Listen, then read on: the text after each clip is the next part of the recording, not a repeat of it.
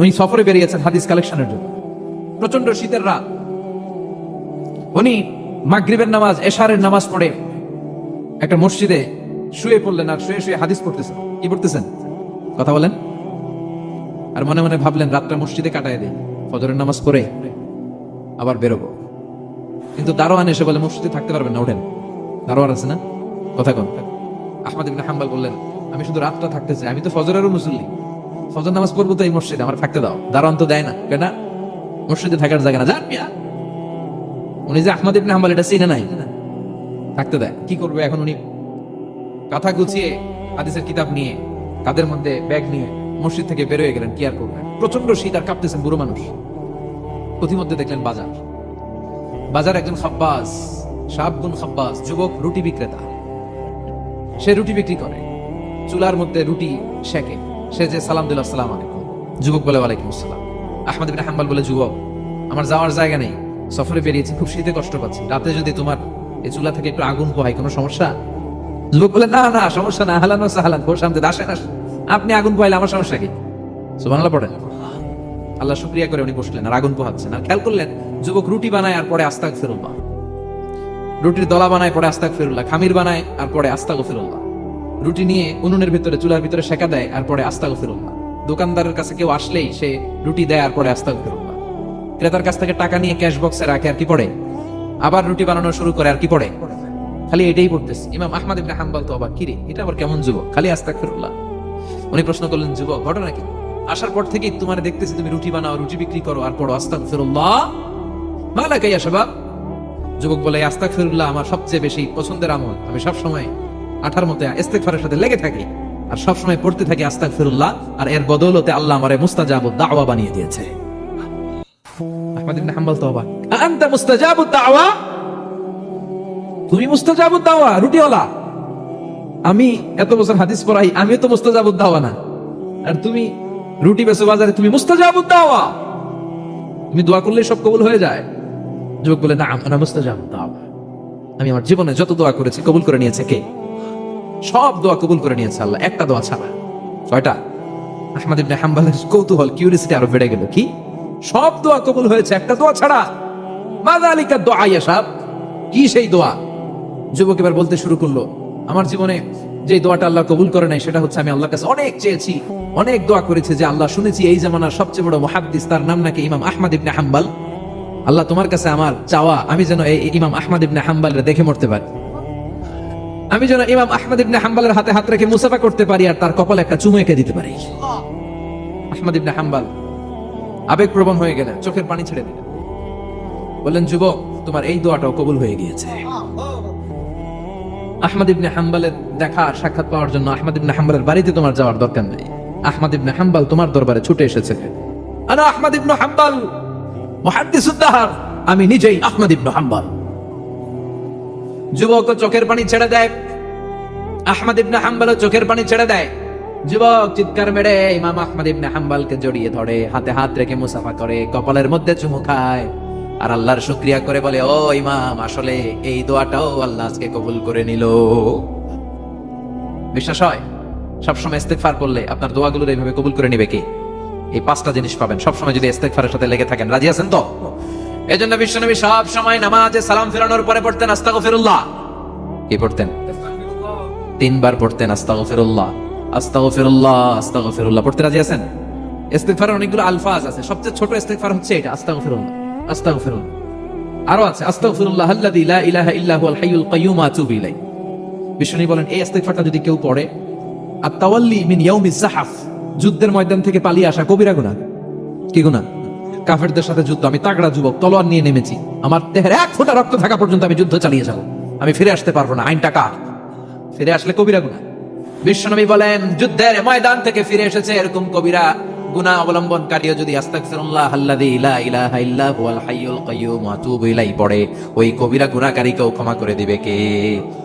পড়তে রাজি আছেন তো? আবার সাইয়েদনা আবু বকর বললেন, ইয়া রাসূলুল্লাহ আল্লিমনি দুআআন আদউ বিহি ফি সালাতি, এমন দোয়া আপনি আমারে শিক্ষা দেন যে এই দোয়াটা আমি নামাজে পড়তে পারি। বিশ্বনবী বললেন, পড়ো আল্লাহুম্মা ইন্নী যালামতু নাফসি যুলমান কাসীরান ওয়া লা ইয়াগফিরুয যুনুবা ইল্লা আনতা ফাগফিরলি মাগফিরাতাম মিন ইনদিক ইন্নাকা আনতাল গফুরুর রহিম। সুবহানাল্লাহ পড়েন। এটাও ইস্তেগফার। আমরা এটা বলি দোয়া মাসুরা, সালাম ফেরানোর আগে পড়ি না? যেখানেই ক্ষমা চাওয়ার কথা আছে ওইটারই কি বলে? ইস্তেগফার। আল্লাহুম্মা ইন্নী যালামতু নাফসি, আল্লাহ জুলুম করেছি, যুলমান কাসীরা, অনেক জুলুম। ওয়ালা ইয়াগফিরুয যুনুবা ইল্লা আনতা, তুমি ছাড়া এই গুনাহ ক্ষমা করার তো কেউ নাই। ফাগফিরলি মাগফিরাতাম মিন ইনদিক, তোমার দয়ায় আমারে ক্ষমা করে দাও। ইন্নাকা আনতাল গফুরুর রহিম, তুমি হলা ক্ষমাশীল। ঠিক কি না? এটাও ইস্তেগফার, এটাও করবেন। আরে সব ইস্তেগফারের শ্রেষ্ঠ ইস্তেগফারের নাম সাইয়্যিদুল ইস্তেগফার। যত ইস্তেগফার হতে পারে এর মধ্যে সবচেয়ে শ্রেষ্ঠতম ইস্তেগফার নাম কি? কথা কন। বুখারীর বর্ণনা, শাদ্দাদ ইবনে আউস রাদিয়াল্লাহু তাআলা আনহু বর্ণনা করেন, এই সাইয়্যিদুল ইস্তেগফার দিনের বেলা যে পড়বে ওই দিনে মারা গেলে সে জান্নাতি। এই সাইয়্যিদুল ইস্তেগফার রাতের বেলা যে পড়বে ওই রাতে যদি ইন্তেকাল হয় ওই লোকটা জান্নাতি। মুখস্থ আছে না? কার কার মুখস্থ হাত তোলেন? মাশাআল্লাহ, তাবারাকাল্লাহ, মাশাআল্লাহ, মাশাআল্লাহ।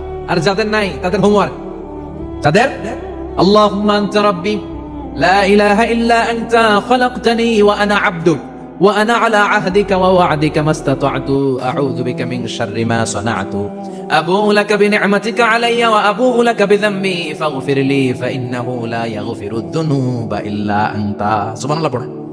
আজকে রাতে পড়ছেন, মারা গেলে জান্নাতি। চিল্লায় পড়েন আল্লাহু আকবার।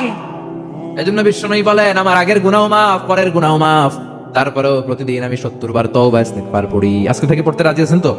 বেশি বেশি ইস্তেগফার পড়া যাবে না? একটু প্রাণ খুলে দিল খুলে আওয়াজ করে পড়েন তো আস্তাগফিরুল্লাহ। আর জোরে পড়েন আস্তাগফিরুল্লাহ। আবার সবাই পড়েন আস্তাগফিরুল্লাহ। সব সময় তওবা ইস্তেগফার যারা পড়ে তাদেরকে পছন্দ করে কে? সব সময় জিকির করে করে জিহ্বাটারে যারা ভিজিয়ে রাখে তাদেরকেও পছন্দ করে কে? আল্লাহ বলেন, ওয়াজকুর রাব্বাকা ফি نفسك تضرعا وخيفة ودون الجهر من القول بالغدو والآصال ولا تكن من الغافلين। سبحان الله। আল্লাহ বলেন, ওয়াজকুর রাব্বাকা ফি নাফসিক, আল্লাহরে মনে মনে ডাকো।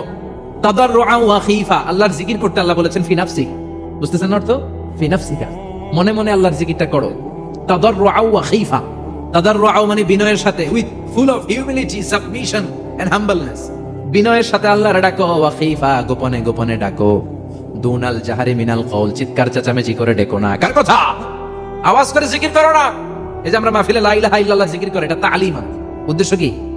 তালিমের জন্য আওয়াজ করে জিকির জায়েজ আছে, কিন্তু ব্যক্তিগত জিকিরের যে ইবাদতটা এটা আস্তে আস্তে হইতে হবে, এটা ভদ্রভাবে হতে হবে, চিল্লাচিল্লি করে নয়।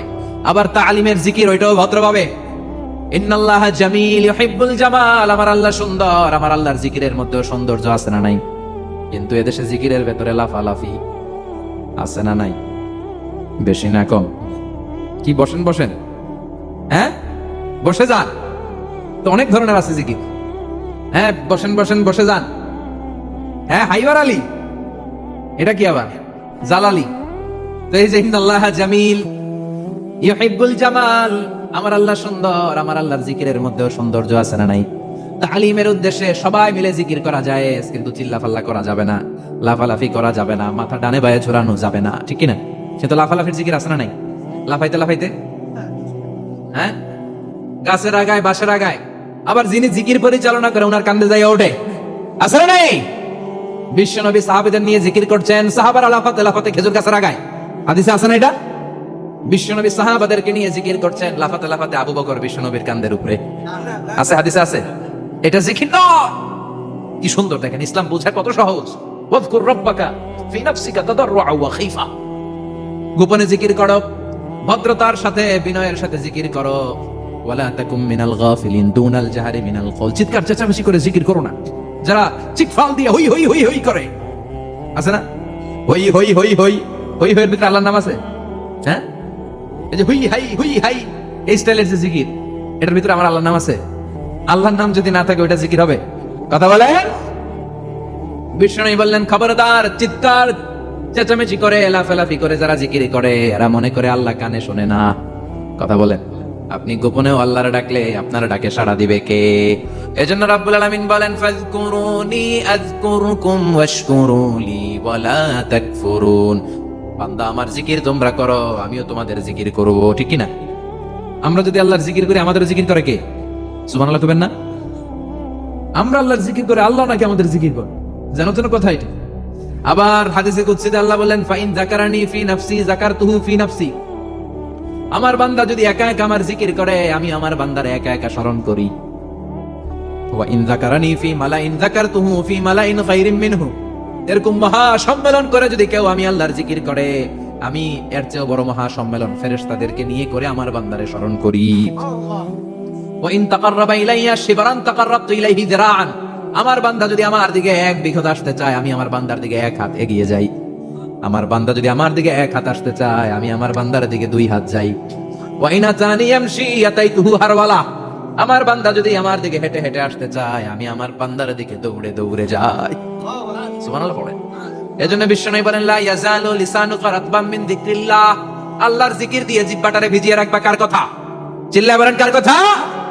সবসময় আল্লাহর জিকির করতে রাজি আছেন তো? সবচেয়ে শ্রেষ্ঠ জিকির বিশ্বনবী বললেন, আফদালু যিকরি লা ইলাহা লা ইলাহা লা ইলাহা ইল্লাল্লাহু মুহাম্মাদুর রাসূলুল্লাহ সাল্লাল্লাহু। সবচেয়ে শ্রেষ্ঠ জিকির লা ইলাহা। এর চেয়ে শ্রেষ্ঠ জিকির আছে? কথা বলেন। বিশ্বনবী বললেন, মান ক্বালা লা ইলাহা ইল্লাল্লাহ সিদকান মিন কলবিহি।